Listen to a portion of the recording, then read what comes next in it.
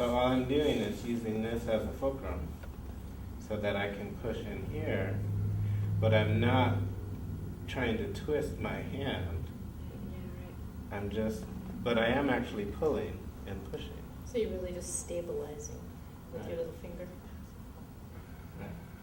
So the principle of this exercise is going to apply directly to how do you use your hands, how do you use your hands for gripping, for twisting, for pushing and pulling your client.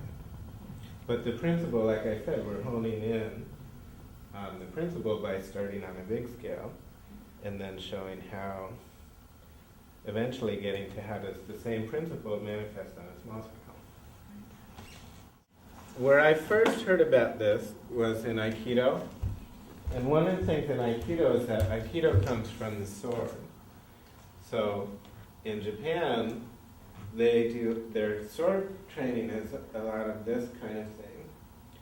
And they always say that your little finger on your left hand is the most important finger in that whole movement. Because what you're getting is a twisting lever between your thumb and your little finger on this side. And that's what gives it the speed and the strength. Like that. I'm not a very good swords person, but that's where they get the snap into the cut. So when we learned to treat people at Dakota Tama, we would treat people on the floor like this. And so we had, so this is about the ideal, this is the height that we learned to work on, and it's actually a pretty ideal height for body mechanics. So my dantian here is just above his body. And what that means is that I can put all the pressure that I want just by leaning my weight on them. So I'm actually pushing because I'm putting force along the length of the bones here. But I'm doing it just by relaxing and leaning into them. That actually feels pretty strong. That does not feel strong. Exactly. Yeah. Okay. Huh. Are you even get to it? Okay. It's amazing how easy it is. Holy Toledo. Got a feather.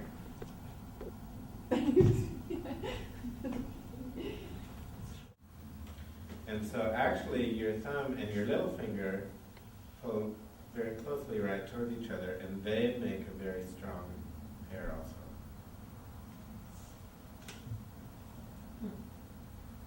Weird, huh?